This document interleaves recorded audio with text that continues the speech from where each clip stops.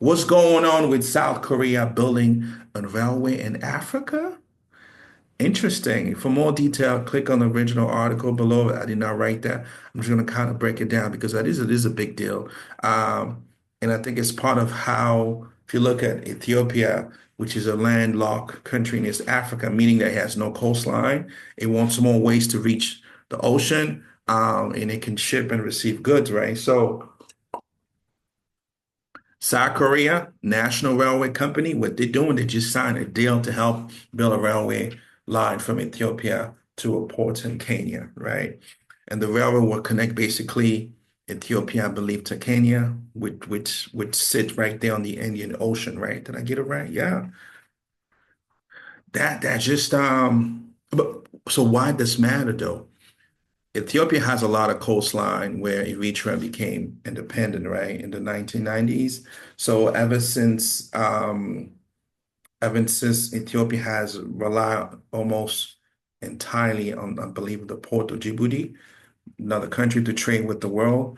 Costing this is a lot of billions of dollars, man, every year. So now Ethiopia they want other options. So it's not, so they won't be stuck on depending on one country ports. Um, yeah, I think what's the port? The Lamu port, it's a brand new port in Kenya. It opened back in 2021. It was built by China. So it recently got basically modern shipping cranes and a lot of equipment, man. The problem I think that there's no railway yet.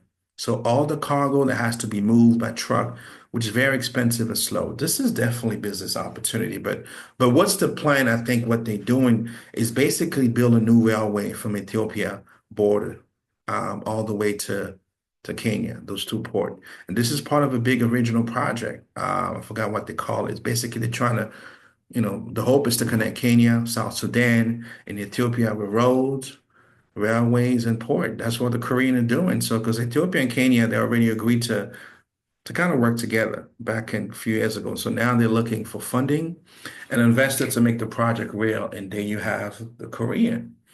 Of course, there's definitely challenges. I think the challenging that Ethiopia also they also made a deal with Somalia, I believe. But of course, political tension with Somalia, who claimed that land, blah blah blah. It's very messy. But I think the hope, hopefully, I don't know, man, compromising. But at the end of the day, financing for the new railroad is still not sure. Uh, it takes a lot of work, man. International support, times of money. But anyway, at the end of the day, man, go back to what should American cares, right? I think that you should care, because the Africa population, trade are booming. Ethiopia alone has at least over 130 million people growing, right? And the US in this private sector company, you may have an opportunity to invest, export good and help with infrastructure. Because South Korea, China, and Turkey, they're all active helping build Africa's future. Why not the US?